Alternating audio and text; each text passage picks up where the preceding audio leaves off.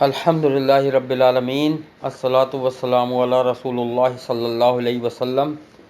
رب اشرح لی صدری ویسر لی امری واحلل عقدۃ من لسانی یفقہوا قولی۔ سبحانک لا علم لنا الا ما علمتنا انک انت العلیم الحکیم۔ رب زدنا علما۔ ان الخیر الحدیث کتاب اللہ وخیر الہدی ہدی محمد صلی اللہ علیہ وسلم۔ آج ہم پڑھیں گے قرآن میں نماز کے اوقات کے بارے میں۔ ایک فتنہ ایسا ہے کہ جو یہ کہتا ہے کہ قرآن میں نماز کے اوقات کا ذکر ہی نہیں ہے۔ میں آہستہ آہستہ جو بھی فتنے جو ہیں ابھی معاشرے میں جو بھی قرآن کی آیتیں یا تفسیریں آ رہی ہوتی ہیں تو میں اس کے بارے میں بتا رہا ہوتا ہوں۔ تو آج ہم قرآن سے پڑھیں گے کہ نماز کے اوقات، ٹھیک ہے، اور اس کی تفسیر ہم کریں گے حدیث سے، ٹھیک ہے، کیونکہ قرآن کی تفسیر حدیث میں آتی ہے جو نبی صلی اللہ علیہ وسلم نے بیان کیا۔ سورہ روم ہماری چل رہی ہے اور ہم نے جو اپنی پچھلی کلاس تھی اس میں پڑھا تھا قیامت جب قائم ہوگی تو مایوس ہو جائیں گے مجرم لوگ، اور کوئی بھی سفارشی جن کی وہ عبادت کرتے تھے ان کے کوئی کام نہیں آئے گا، بلکہ وہ ان سے منہ پھیر لیں گے، وہ بھی ان کے خلاف ہو جائیں گے۔ اور جس دن قیامت قائم ہوگی مومن اور کافر الگ الگ ہو جائیں گے، لیکن وہ لوگ جو ایمان لائے انہوں نے نیک عمل کیے تو وہ جنت کے باغوں میں خوش و خرم ہوں گے۔ یہ تفسیر ہم نے پڑھ لی تھی۔ اور جنہوں نے کفر کیا، انہوں نے جھٹلایا اللہ کی آیتوں کو اور آخر کی ملاقات کو، تو یہی لوگ ہیں جو عذاب میں داخل کیے جائیں گے، ٹھیک ہے۔ یہ ہم نے پڑھا تھا، آگے چلتے ہیں انشاءاللہ۔ آپ اعوذ باللہ السمیع العلیم من الشیطان الرجیم من ہمزہ ونفخہ ونفثہ۔ فسبحان اللہ حین تمسون وحین تصبحون وَلَهُ الْحَمْدُ فِي السَّمَاوَاتِ وَالْأَرْضِ وَعَشِيًّا وَحِينَ تُظْهِرُونَ۔ اب یہ دو آیتیں ہم نے پڑھی ہیں، انہی دونوں کی آج انشاءاللہ میں تفسیر بتاؤں گا۔ اللہ تعالیٰ فرما رہے ہیں پس اللہ کی تسبیح بیان کرو جب تم شام کرو اور جب تم صبح کرو، ٹھیک ہے۔ اللہ تعالیٰ کی تسبیح کے بارے میں ایک تو دیکھو، اللہ کی تسبیح یہ ہے کہ اللہ کا ذکر، ٹھیک ہے۔ اللہ کا ذکر جو ہے وہی اللہ کی تسبیح ہے۔ اللہ کا ذکر اللہ کی تسبیح ہے۔ جیسے سورہ جمعہ میں اللہ تعالیٰ ارشاد فرماتے ہیں کہ جب جمعے کے لیے اذان دے دی جائے تو اللہ کے ذکر کی طرف لپکو یا اللہ کے ذکر کی طرف دوڑو۔ اب لوگ کہتے ہیں یار آپ لوگ جمعے کے لیے جاتے ہو، قرآن میں تو ہے کہ جب اللہ کی طرف سے ندا دی جائے، آواز دی جائے یا اذان دی جائے تو اللہ کے ذکر کی طرف لپکو۔ ایک فرقہ ہے جس کا نام ہے ذکری، یہ لوگ صرف ذکر کرتے ہیں، یہ اور کوئی عبادت نہیں کرتے، نماز وماز کچھ بھی نہیں پڑھتے۔ یہ کہتے ہیں بس ذکر اللہ کا ذکر ہے، وہی عبادت ہے، ہر جگہ ذکر کا لفظ ہے، ہم بھی ذکر کریں گے۔ اور وہ دلیل پیش کرتے ہیں سورہ جمعہ کی اس آیت کو کہ اللہ تعالیٰ فرماتے ہیں جب جمعے کے لیے اذان دی جائے تو اللہ کے ذکر کی طرف دوڑو۔ یہاں بھی ذکر کا لفظ ہے۔ بات تو صحیح کہی انہوں نے، لیکن بات یہ ہے کہ انہوں نے قرآن پڑھا ہی نہیں، نہ سمجھا۔ یاد رکھو قرآن کی تفسیر، سب سے پہلے قرآن کی تفسیر میں نے کیا بتایا تھا اصول تفسیر میں، قرآن کی تفسیر قرآن سے کی جائے گی کہ پہلے یہ دیکھا جائے گا کہ قرآن کی ایک آیت دوسری کسی آیت میں اس کی تفسیر آ رہی ہے یا نہیں آ رہی۔ آ رہی ہے تو پہلے ہم وہ لیں گے، پھر ہم حدیث کی طرف جائیں گے، ٹھیک ہے۔ اب قرآن میں یہ جب آیت ہے تو اسی کی تفسیر سورہ طٰہٰ میں آتی ہے کہ اللہ تعالیٰ ارشاد فرماتے ہیں کہ اللہ کے ذکر کے لیے نماز کو قائم کرو۔ آ گئی تفسیر کہ اللہ نے پہلے فرمایا کہ اللہ کے ذکر کی طرف لپکو، دوڑو، اور پھر سورہ طٰہٰ میں یہ ارشاد ہوا ہے کہ ذکر کے لیے نماز قائم کرو۔ پڑھ لو اٹھا کے، قرآن موجود ہے، یہ سورہ طٰہٰ میں، سورہ جمعہ، دونوں صورتوں میں موجود ہے، یعنی کہ اللہ کا ذکر نماز ہے۔ اور اللہ کی جو تسبیح ہے وہ بھی نماز ہے. مفسرین نے یہاں مراد یہی ذکر لیا ہے تسبیح سے کہ نماز قائم کرو. بس تم اللہ کی تسبیح بیان کرو جب تم شام کرو اور جب تم صبح کرو. اور جب ہم صبح شام نماز قائم کریں گے تو پھر صبح اور شام کے اذکار بھی شامل ہو جاتے ہیں اس میں. یہ بہت تفصیلاً میں بہت پہلے بتا چکا ہوں، تقریباً 1.5-2 سال پہلے اذکار کے بارے میں، اور کافی اذکار میں نے بتائے بھی تھے. اگر کسی کو پوچھنا ہو کہ نبی صلی اللہ علیہ وسلم کے صبح فجر کے بعد کیا اذکار ہوتے تھے پڑھنے کے، اور شام کے بعد عصر کے بعد کیا اذکار ہوتے تھے، تو میں وہ تفصیل بتا دوں گا. ٹھیک ہے، ابھی ہم آتے ہیں اپنے ٹاپک کی طرف کہ جب تم شام کرو جب تم صبح کرو اللہ کی تسبیح بیان کرو. یعنی کہ صبح اور شام کے وقت نماز قائم کرو اور اس کے بعد ذکر و اذکار کرو جو سنت طریقہ ہے. اگلی آیت میں اللہ تعالیٰ فرما رہے ہیں اور اسی کے لیے ہے تمام تعریفیں آسمانوں میں اور زمین میں اور سپہر کو بھی. سپہر کا وقت ہوتا ہے نا، ٹھیک ہے، ظہر اور سمجھو کہ شام سے پہلے جو وقت ہوتا ہے سپہر. ٹھیک ہے، تمام تعریفیں اللہ ہی کے لیے ہیں آسمان میں اور زمین میں اور سپہر کو بھی، اور جب تم ظہر کرو تب بھی. یعنی ظہر کے وقت بھی، سپہر کے وقت بھی، شام کے وقت بھی، صبح کے وقت بھی، یہ سارے اس میں نماز کے ٹائم آ گئے. اور اس سے پہلے اور آیتیں ہماری گزر چکی ہیں جس میں رات کی نمازوں کے بھی ٹائم تھے جو میں نے اس وقت تفصیل بتائی تھی. قرآن میں ساری نمازوں کے ٹائم ہیں، صبح کے وقت، شام کے وقت، سپہر کے وقت. جب سپہر کا وقت وہ ہوتا ہے جب ظہر کا وقت ختم ہو رہا ہوتا ہے اور عصر کا شروع ہو رہا ہوتا ہے. ٹھیک ہے، اب ہم آتے ہیں اس کی تفسیر کی طرف. یہ تو ترجمہ میں نے بتایا، میں شارٹ بتاؤں گا بالکل. بیٹا دیکھو یہ چیز ذہن میں رکھو کہ دین اسلام میں 5 نمازیں اللہ نے فرض کری ہیں. ٹھیک ہے، صحیح مسلم کی حدیث ہے کہ نبی صلی اللہ علیہ وسلم فرمایا ظہر کا وقت شروع ہوتا ہے جب سورج ڈھل جائے اور آدمی کا سایہ اس کے قد کے برابر ہو جائے. ایک مثل، یعنی یہ ایک مثل ہوا. کچھ لوگ کہتے ہیں کہ 2 مثل کے برابر بھی ہو تب بھی ظہر ادا کی جا سکتی ہے، جو کسی صحیح حدیث سے ثابت نہیں ہے. ایک مثل کا مطلب ہوتا ہے کہ آدمی کا سایہ جب وہ کھڑا ہوا ہے، ٹھیک ہے، اور اس کا سایہ جب زمین پر پڑ رہا ہے تو جتنا آدمی کا قد ہے اتنا ہی اس کا سایہ ہو. ٹھیک ہے، یہ ظہر کا وقت ہوتا ہے. اور جب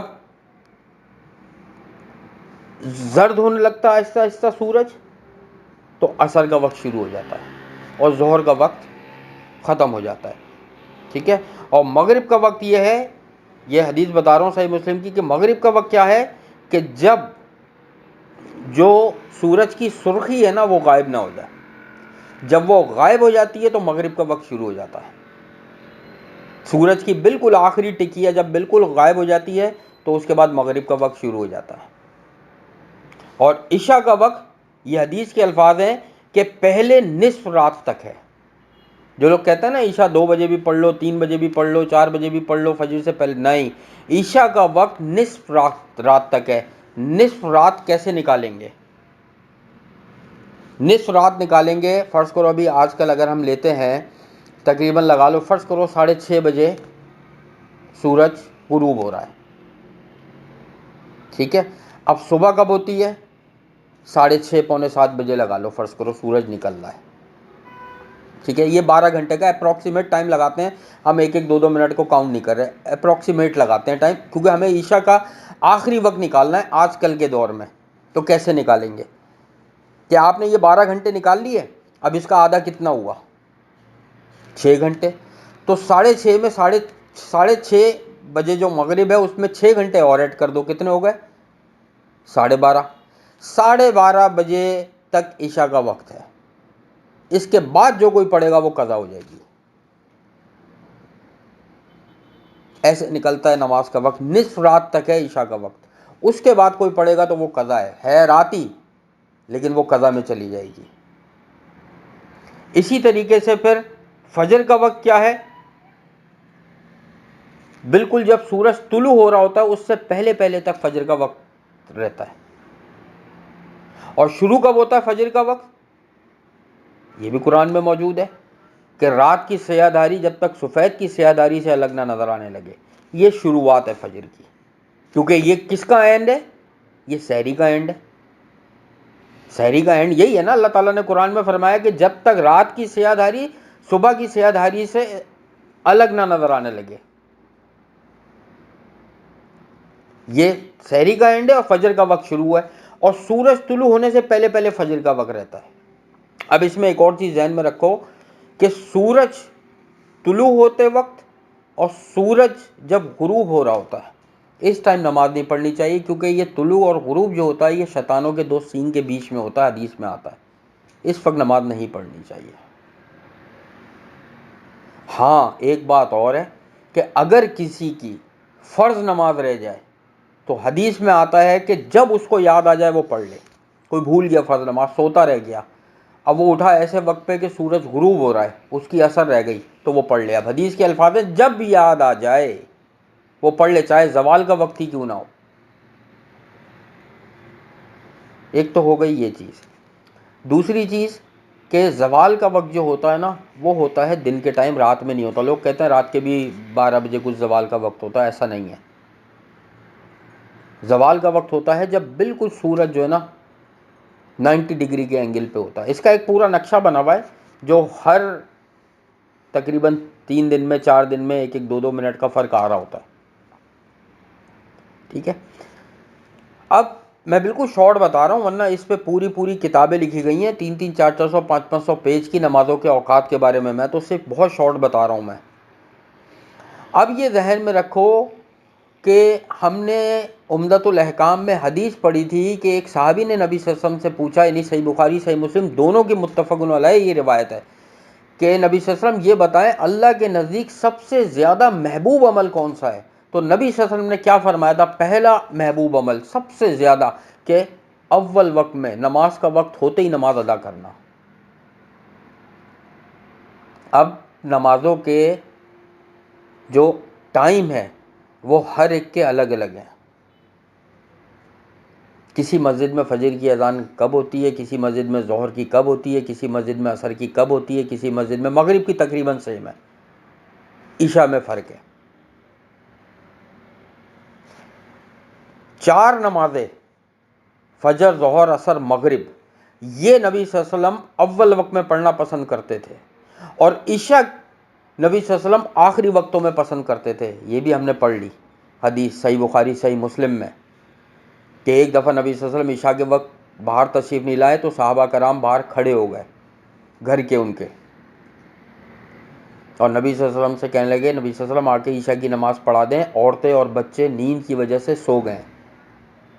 نبی صلی اللہ علیہ وسلم باہر نکلے اور فرمایا اگر مجھے اپنی امت پر اس تکلیف کا بوجھ یعنی وہ نہیں ہوتا تو میں عشاء کو اسی وقت پڑھنے کا حکم دیتا۔ عشاء کی نماز دیر سے پڑھنا افضل ہے، باقی 4 نمازیں اول وقت میں پڑھنا افضل ہے۔ اب یہ اول وقت کیا ہے؟ اول وقت یہ ہے، صحابہ بتاتے ہیں فجر کے وقت نبی صلی اللہ علیہ وسلم جب جماعت کرا رہے ہوتے تھے تو گھپ اندھیرا ہوتا تھا، اس وقت یعنی بالکل اندھیرا ہوتا تھا، اور جب سلام پھیرتے تھے تو صحابہ کرام بتاتے ہیں کہ ہم ایک دوسرے کو دیکھ لیا کرتے تھے، روشنی اتنی روشنی ہوتی تھی۔ بہت سی مساجد میں فجر کی جو جماعت ہے وہ روشنی ہونے کے بعد پڑھائی جاتی ہے، نہیں، نبی صلی اللہ علیہ وسلم صحابہ کرام اندھیرے میں پڑھتے تھے، اور جب سلام پھیرتے تھے تو روشنی ہو رہی ہوتی تھی۔ وہ اول وقت ہے۔ اسی طریقے سے ظہر میں آ جاؤ، جیسے ہی زوال کا وقت ختم ہوتا ہے سورج ڈھلنا شروع ہو فوراً ظہر کا وقت شروع ہو جاتا ہے، یہ اول وقت ہے۔ کچھ لوگ آدھا گھنٹہ پون گھنٹہ 1 گھنٹہ گزار کے 1:30 پونے 2 بجے جا کے مسجدوں میں اذان اور نماز ہوتی ہے، بالکل غلط ہے۔ جیسے ہی 12:50 12:55 ابھی ٹائم ہے یہ کہ یہ ظہر کا وقت بالکل ابھی صحیح ہے، 1 بجے ظہر کی نماز اگر ہو جائے جماعت کے ساتھ بالکل صحیح ہے، لیکن آگے بڑھا دینا 1:30 بجے کرنا 2 بجے کرنا یہ وقت سے آگے پڑھنا، یہ ہے وقت ہی لیکن اول وقت وہ ہے۔ اسی طریقے سے عصر ہے، عصر میں بھی یہی ہے کہ جیسے ہی زردی مائل ہونا شروع ہوتا ہے سورج نماز کا وقت شروع ہو جاتا ہے، فوراً ادا کر لینی چاہیے نماز۔ جب سرخی مائل ہونے لگتا ہے تو پھر وہ وقت جا رہا ہوتا ہے عصر کا۔ اور تمہیں پتہ ہے کہ حدیث کے الفاظ ہیں کہ ہم نے پڑھا تھا کہ منافق کہا گیا ہے اس بندے کو جو عصر کی نماز دیر سے پڑھتا ہے۔ نبی صلی اللہ علیہ وسلم نے منافق کہا ہے کہ جو عصر کی نماز لیٹ کر کے پڑھتا ہے اور پھر جلدی جلدی کوے کی طرح ٹھونکے مارتا ہے۔ عصر کا وقت جو ہے نا، ابھی جو جماعت ہو رہی ہے صحیح معنوں میں جن مساجد میں اول وقت میں جماعت ہو رہی ہے 4:15 میکسیمم 4:30 یہ جماعت ہو رہی ہے، یعنی 4 بجے 4:05 4:10 پہ عصر کا وقت شروع ہے ابھی، اور 4:15 بجے بہترین ٹائم ہے 4:20 4:25 4:30 تک نماز پڑھنے کا۔ سب سے اچھا اول وقت یہ ہے۔ بہت سی مساجد میں 5 بجے 5:15 بجے 5:30 بجے 5:45 بجے تک جاری ہے، یہ دیر ہے۔ اللہ کو محبوب عمل وہ ہے جو نماز اول وقت پہ ادا کی جائے، اور عشاء کی نماز جو ہے وہ دیر سے ادا کرنا نبی صلی اللہ علیہ وسلم پسند کیا کرتے تھے۔ ٹھیک ہے، یہ میں نے شارٹ بتایا ہے نماز کے بارے میں۔ ٹھیک ہے، کسی کو مزید تفصیل جاننی ہو، کیونکہ جب ہم عمدۃ الاحکام کر رہے تھے تمام صحیح بخاری اور صحیح مسلم کی تمام احادیثیں ہم پڑھ لیتے، اس وقت میں نے تفصیلاً بتایا تھا، بلکہ دوسری کتابوں سے بھی ریفرنس دیا تھا، سنن ابن ماجہ، سنن ترمذی، ابو داؤد اور نسائی، ان سب کے بھی ریفرنس دیے تھے میں نے احادیث کے۔ ٹھیک ہے، تو نماز کا اول وقت جو ہے نا اس میں پڑھنے کی کوشش کرنی چاہیے نماز۔ ٹھیک ہے، اول وقت میں اگر کسی وجہ سے انسان سوتا رہ گیا، بیمار ہے، کوئی اور چیز میں یاد نہیں آیا، تو وہ چلو اول وقت سے تھوڑا سا آگے پڑھ لے، لیکن نماز کو قضا نہیں کرنا چاہیے۔ کوئی بالکل ہی سوتا رہ گیا، اس کی آنکھ کھلی، فجر کا ٹائم جا چکا تھا، ظہر کا یا جا چکا تھا، یا عصر کا گزر گیا تھا، تو بس جیسے ہی آنکھ کھلے پہلے وہ نماز پڑھے جو پہلے گزری ہے آدمی، اس کے بعد وہ نماز پڑھے جس کا ٹائم ہے۔ یہ ہے صحیح معنوں میں جو نبی صلی اللہ علیہ وسلم اور صحابہ کرام کا طریقہ تھا، اور اسی پہ تابعین، تبع تابعین، محدثین سب کا طریقہ رہا ہے۔ ٹھیک ہے، اس کے بعد ایک چھوٹا سا اعلان کرنا تھا، وہ اعلان یہ کرنا تھا کہ رمضان آ رہے ہیں، اور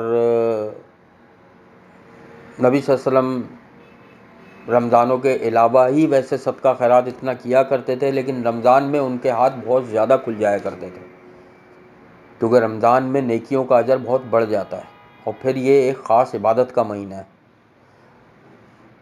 تو یہ صدقہ خیرات، زکوٰۃ وغیرہ جو نکالتے ہیں، زکوٰۃ کا تو ایک پورا شیڈیول ہے کہ وہ کب نکالنی چاہیے، تو یہ ایک تو بہترین مہینہ ہے۔ دوسرا یہ کہ جو اگر دین کے کاموں میں یہ زکوٰۃ لگا رہے ہیں، ٹھیک ہے، خاص کر جو مدارس میں لگا رہے ہیں اگر کوئی زکوٰۃ یا صدقہ خیرات، تو یہ بہترین عمل ہے کہ وہ بچے قرآن سیکھیں گے اور آگے سکھائیں گے۔ تو ہمارے گروپ کی جو ایڈمن ہیں یاسمین باجی، ان کے کوئی جاننے والے ہیں، وہ ایک مدرسہ بنا رہے ہیں پشاور میں، جس میں بچے قرآنی تعلیم حاصل کریں گے اور صحیح دین سیکھیں گے۔ تو جو بھی رمضان آ رہے ہیں صدقہ خیرات یا کوئی عطیہ دینا چاہیں، ٹھیک ہے، تو وہ یاسمین باجی سے رابطہ کریں، ان کا نمبر بھی میں گروپ پر چلا دوں گا کہ وہ ان سے پوچھ لیں کہ کون رشتہ دار ہیں، کہاں پر ہے مدرسہ، خود جا کے دیکھنا چاہیں، وہاں جا کے کچھ سامان ڈلوانا چاہیں، جو جس طریقے سے مطمئن ہونا چاہیں وہ مطمئن ہو سکتے ہیں۔ لیکن یہ ذہن میں رکھیں کہ صرف جو صدقہ خیرات آدمی کرتا ہے یہ حقیقت میں اس نے بچا لیا آخرت کے لیے، اور جو اس نے خرچ کر دیا دنیا میں وہ خرچ ہو جاتا ہے۔ جو صدقہ خیرات، زکوٰۃ، فطرانہ یا عطیہ جو بھی کرتا ہے وہ اللہ کی راہ میں، یہ وہ آخرت کے لیے بچا لیتا ہے۔ باقی جو دنیا میں خرچ کرتا ہے وہ ختم ہو جاتا ہے۔ بچنے والی رقم یا بچنے والا جو اس کا مال ہے وہ ہے جو اس نے اللہ کی راہ میں خرچ کر دیا۔ تو اللہ تعالیٰ سے دعا ہے اللہ تعالیٰ ہم سب کو قرآن پاک پڑھنے، سمجھنے اور اس پر عمل کرنے کی توفیق عطا فرمائے، اور جو بھی یہ مدارس کا قیام کر رہے ہیں جس سے لوگ بچے دینی تعلیم حاصل کریں گے، اللہ تعالیٰ ان کو اس نیک مقصد میں کامیاب کرے، اور اللہ تعالیٰ ہم سب کی تمام مشکلات، پریشانی اور بیماریوں کو دور فرمائے، ہمارے گناہوں کو، ہمارے والدین، ہمارے بہن بھائی اور تمام گروپ ممبران کے گناہوں کو اللہ تعالیٰ معاف فرمائے، ہماری اولادوں کو ہمارے لیے بہترین صدقہ جاریہ بنا دے، ربنا تقبل منا انك انت السميع العليم وتب علينا انك انت التواب الرحيم سبحان الله عما يصفون وسلام على المرسلين والحمد لله رب العالمين سبحانك اللهم وبحمدك نشهد ان لا اله الا انت نستغفرك ونتوب اليك السلام علیکم ورحمۃ اللہ وبرکاتہ.